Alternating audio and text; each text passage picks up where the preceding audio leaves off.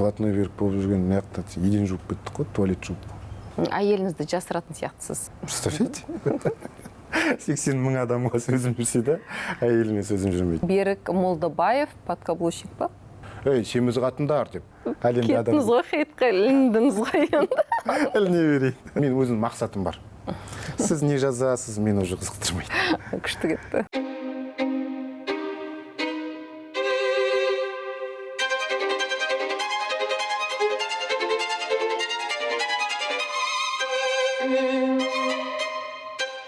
Сүтті шайға қалай қарайсыз? Сүтті шайды сіздің қолыңыздан көрейік. Жалпы сүтке деген көзқарасыңыз қандай? Сүтке деген көзқарасым енді бұл жерде бөлінеді. Сүт, сіз ішем шайды, қара шай ішем. Негізі. Бірақ қонаққа барған кезде маған қара шай құйыңыздар, маған шай с лимонын құйыңыздар демеймін, берген шайды іше берем. Сондықтан менде қатып қалған андай диетада ондай не жоқ.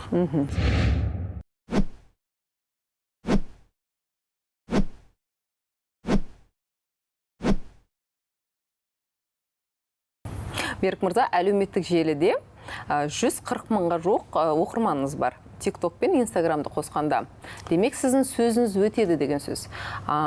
Ашыққанды насихаттап жүрсіз, жүгіруді насихаттайсыз, жалпы салауатты өмір салтын ұстануды насихаттайсыз. Қалай? Нәтиже бар ма? Біздің методымыз ерте жату, ерте тұруды насихаттаймыз. Салқын суға түсу, қыстай маржевание дейміз ғой, иммунитетті көтереді. Сосын сумен ашығу өте пайдалы денсаулыққа. Ол жаңағы арықтауға да, ағзаны тазартуға да өте сондай пайдасы зор. Соған көзіміз жетті. Бірақ нәпсіге шыдау керек, оп-оңай зат жоқ. Бәріне еңбек керек, еңбек бәріне жеңбек деп айтамыз. Енді осы жерде жілік деп шағып беріңізші. Неге ашыққан дұрыс? Және 3 тәулік дейді, 36 сағат дейді, біреулер бір жұма шығады екен, ол ағзаның іштегі созылмалы ауруларын асқындырып жібермей ме? Мысалға диабеттің 2 типі, өт, ұйқы без ауруларына білуімше ашығу болмайды. 36 сағат аптасына біз айтып отқанымыз, біз жасап жүрміз олай. Өте жаңағыдай жұмыс істейтін тәсіл. 3 күнге дейін адамның ағзасында, денесінде гликоген деген болады. Запас, тәттілер. Тәттілер деп айтамыз бір сөзбен. Сол гликоген запас 3 күнге жетеді екен.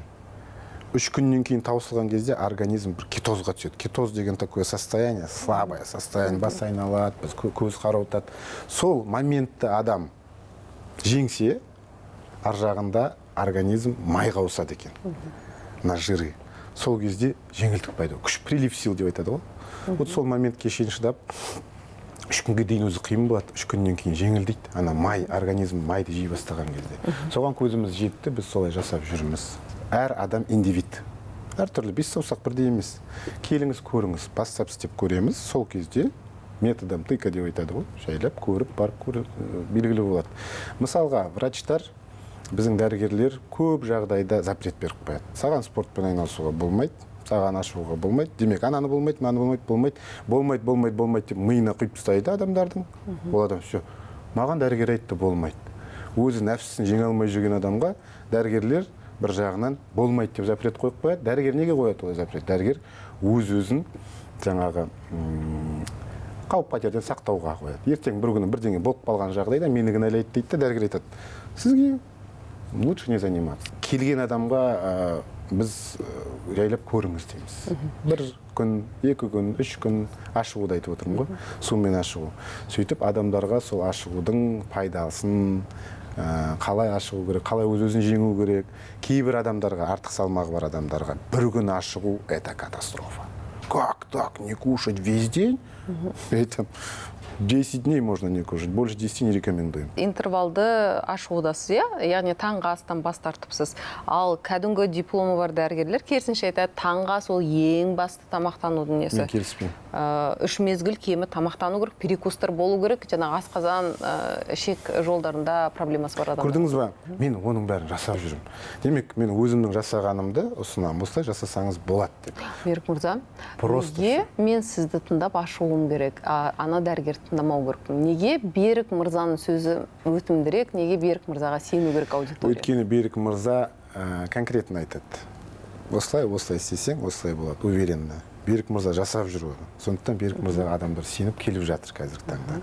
Ну, дәрігердің айтқаны дұрыс болса, онда неге нәтиже жоқ. ең сорақысы, мен өзім өмір бойы диетадағы адам ғой, тастайсың, ашығасың, әлемге ренжисің, тауықтың төсетін жеп, сосын кейін кішкене расслабон бауырсақ жеш, сол 2 есе салмақпен қысқа мерзімде қайтып келеді.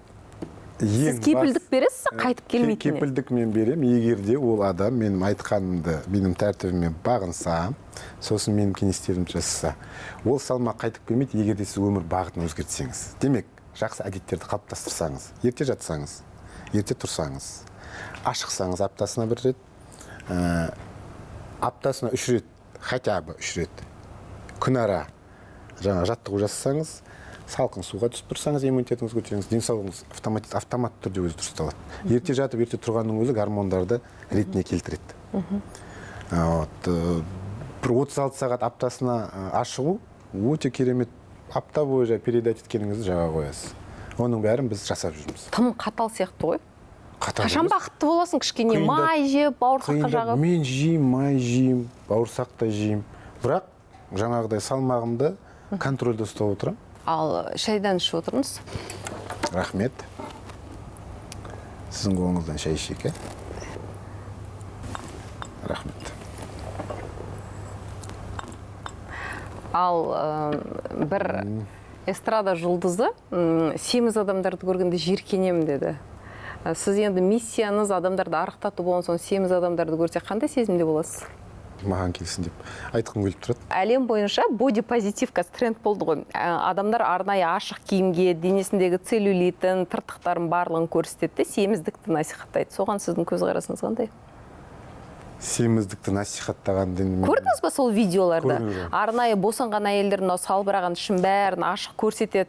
Біз неге стандарт 60-90-60 стандарт бойынша өмір сүру керекпіз? Біз осындаймыз, бізді осылай қабылдандар дейді олар. Жоқ, енді қабылда деген бір сөз, бірақ артық салмақ артық проблема деп айтамын мен бәріне. Артық салмақ по-любому проблемасын алып келеді, ол ауруға алып келеді. Давление, сустав, ентігу деген секілді.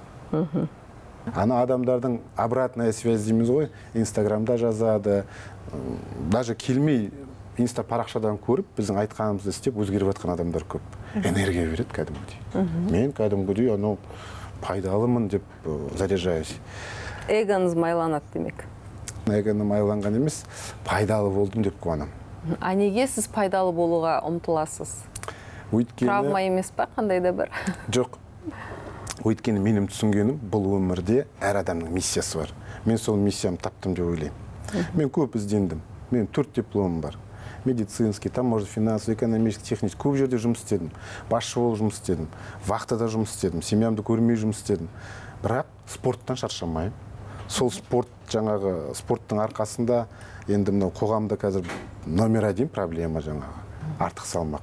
Сонымен күресіп жатырмыз, содан нәтиже болып жатыр, содан кәдімгідей рахаттанамын, шыны керек. Қас халық алдында сөйлеп жүрген, елге мотивация сыйлап жүрген Берік мырзаны біз білеміз, бүгінгі Берік мырзаны. Осыдан бірнеше жыл бұрын сіз кім болдыңыз, қандай болдыңыз? Жұрт не айтады деген мені бар ғой, өмір бойы мазалаған. Анау ренжіп қалады, анау қалай ойлап қалады деген. Қазір соның бәрінен перешагын ол аттап өттім. Жұрт не айтпайды. Қазір әдемі красавчик болып, бір ойланып, бір сөйлесең де саған бір хейтер табылады. Сол хейтерді уайымдап жататын уақыт жоқ менде. Бүгін менімен тілдесіп жатқанда Берік красавчик деп айтып қалдыңыз. Сіз өзіңізді красавчик санайсыз? Провокация. Хайп, провокация керек. Ол қалай десем, семіз қатындар деп. Андасында айтып қойыңыз. Айтыңызшы, давайте, семіз қатындар сіздерді байларыңыз деген жақсы көрмейді, жақсы көргеннен тек ажыраспайды деп айтыңызшы дейді. Мен айтам, семіз әйелдер деймін. Жоқ, әйелдер емес, қатындар деп айтыңыз дейді.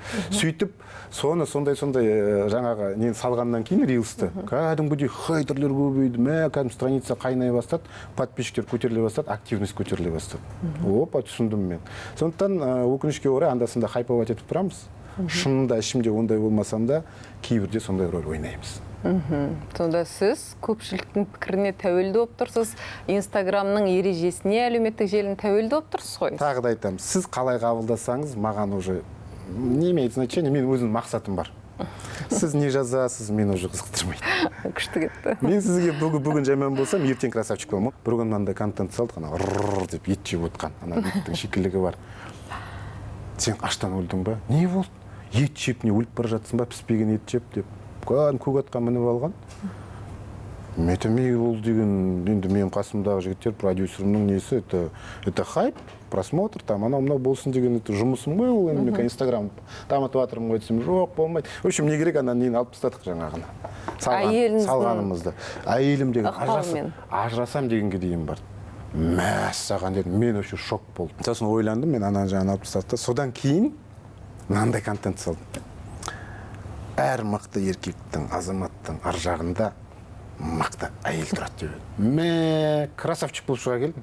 Менің әйелім деген скриндер жібереді жаңағы. Көп таныстарым, бер красавчик, осындай контент салған деп маған жібереді скриндерін. Әйелім қуанышты, былай, мәз, метамажар, кеше мен деген ең жаман адам болдым, бүгін красавчикпін. Демек, адамдар не демейді? Сөйтіп, қазір әйелім де, семьям да жаңа хейтерлерге уже жайлап үйреніп келе жатыр. Адамдар не демейді десеңіз де, әйеліңіздің сізге ықпалы бар. Демек, Берік Молдабаев подкаблучник па? Ол сіздің ойыңыз, ол көрерменнің ойы болуы мүмкін. Ойласаңыз, ойлай беріңіз. Менің мнением өзімде. Өзіңіз санамайсыз подкаблучниктер? Санамай. А подкаблучниктерді сыйламайсыз сонда? Менсінбейсіз? Подкаблучниктерді сыйламайым деген жоқ. Кейбір азаматтар енді өмірдің мысалға қиындықтары бар ғой. Ақшасы жетпейді. Әйелінің жаңағы сұрағанын тауып бере алмайды, семьясын қамтамасыз ете алмайды. Сол кезде адам әйелге тәуелді болады деп ойлаймын. Менде де ондай сәттер болды. Менің де өмірімде тамақ алатында бір қиын кездер болды. Қандай қиыншылық көрдіңіз? Астанаға келіп мен қадалдым ғой жестко. Бизнесмен боламын деп. Дымсыз қалдым. Вообще дымсыз. Қутақырда қалдым ғой, квартирде. И сөйтіп қиын сәттер болды. Расымен. Семьяма көрінбей жылап. Триатлон паркта үй қылдым ғой, мен күнде жүгіремін от стресса.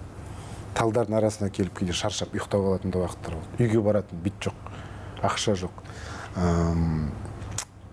авторитет жоқ.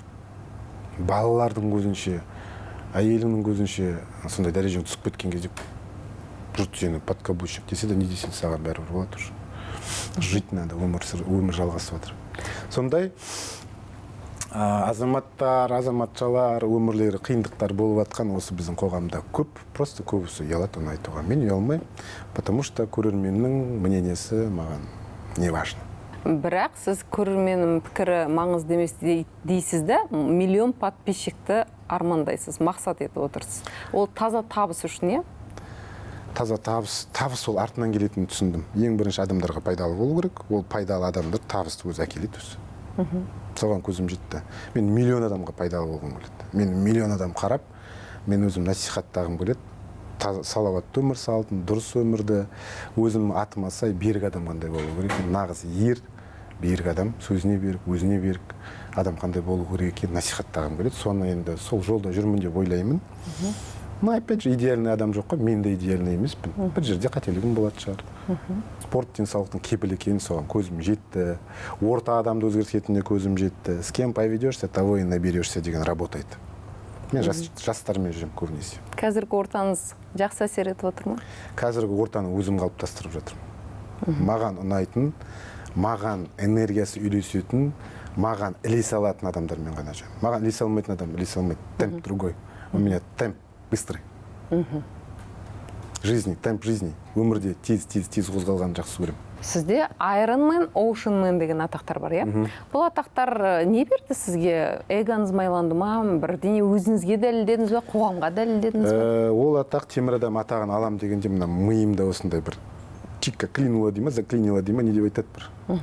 Өзгеріс болды, санада сілкініс болды. Санамда сілкініс болды, ол сілкініс жаңағыдай стрессте жүрген кезде болды.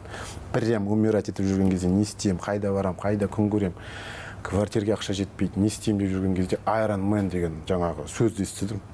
Не сөз Iron Man десем, Iron деген темір, Man деген мужчина, қазақша аударғанда темір адам дейді, сонда атақ береді әлемде дейді. Не істеу керек?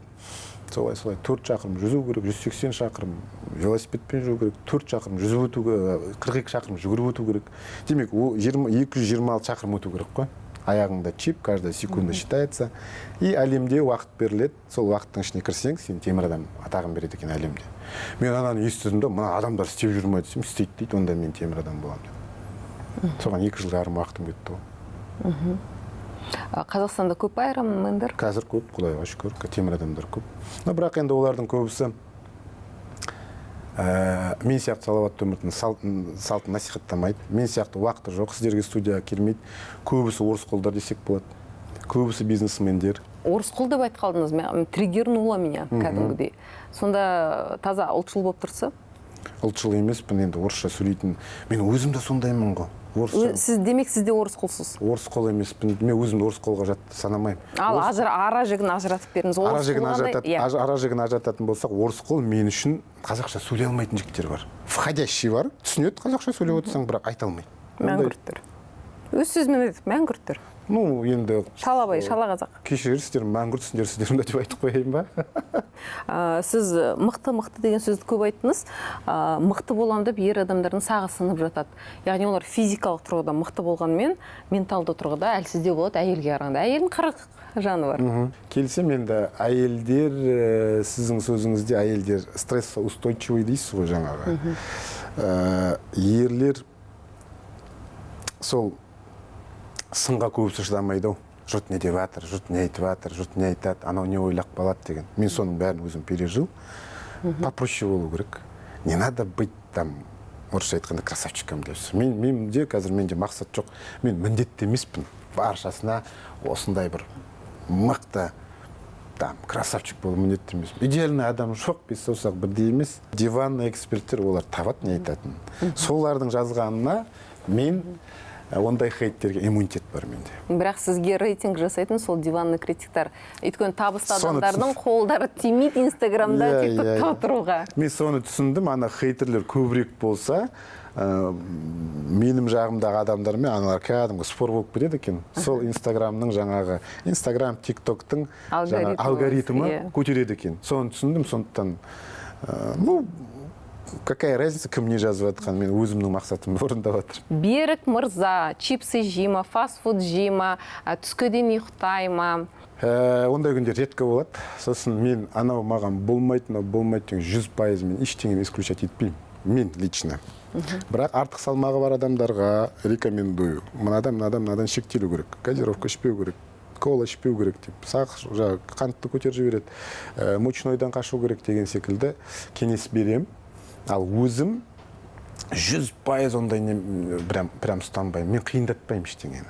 Жүгіру ол ең ауыр спорттың түрі. Ол ең қауіпті спорттың түрі. Дұрыс жүгірмесен буындарыңды, сүйектеріңді, каркасыңды барлығын зақымдап алуы мүмкін, травма алуы мүмкін. Бұл спорттың түрі жүгіру мені қиын кезеңнен алып шықты. Стрессқа өте прям мықты не болды жаңағы. Антистресс болды. Сол жүгірудің арқасында мен марафондар жүгірдім көптеген. Бірақ дұрыс жүгіру керек. Аз-аздан бастау керек. Бірінші жүруден бастау керек. Имитация бега дейміз ғой. Типа жүгіріп келе жатсың. Бүлкілдеп жаңа қазақша айтқанда бүлкілдеп, жеңіл. Солай темпті көтерсе болады. Отбасыңыз жалпы қалай тамақтанады? Отбасым енді көкөністі көбірек жейміз. Майлы, жаңағы мына мучной көп не істемейміз, жемейміз, шамалы ұстанамыз. Сондықтан бір қатық болған бізде диета жоқ. Әйеліңізді жасыратын сияқтысыз. Инстаграм парақшаңыздан бір ғана видео таптым, әйеліңізді көрсеткен. Жалпы әйеліңіз сіздің өмірлік ұстанымыңызды ұстана ма, дұрыс тамақтана ма, спортқа қалай бейімді ма? Әйелім дұрыс тамақтанады, спортқа мен сияқты спортпен айналыспайды. Әйелімнің артық салмағы бар. Маған бұлай жазғандар да бар хейтерлер. Бірінші әйеліңді арықтатып алшы дейді. Неге әйеліңді арықтатпайсың деген сұрақтар бар. Әйелім мені тыңдамайды деймін. Әйеліме сөзім жүрмейді. Представляете? 80 000 адамға сөзім жүрсе де, әйеліме сөзім жүрмейді. Мен оны қинамаймын ғой. Устраивает меня. Арманыңыз әлем тұрғындарын арықтату шығар, иә? Барлығын. Арманым әлемге танымал болу, әлемге барша мұсылмандарға пайдалы болу. Арманым сол. Христиандар ше, басқа дін өкілдері ше, олар да адам ғой. Мен тергеуде отқан жоғым, бұл сұрағыңызға жауап бермей қойын. Кеттіңіз ғой, хейтқа іліндіңіз ғой енді. Іліне берейін. Жақсы, Берік мырза, тұшымды әдемі сұхбатыңызға рахмет сізге. Тамаша, бәрі жақсы. Сұрақтарыңыздың бәріне жауап бере алдым ба? Практически. Иә. Құрметті көрермен, назарыңызға рахмет. Егер көкейіңіздегі мазалап жүрген сұрақтарыңыз болса, міндетті түрде пікір қалдырыңыздар. Біз назарсыз қалдырмаймыз. Уақыт бөліп біздің арнаны қарағандарыңыз үшін мың алғыс. Аман болайық.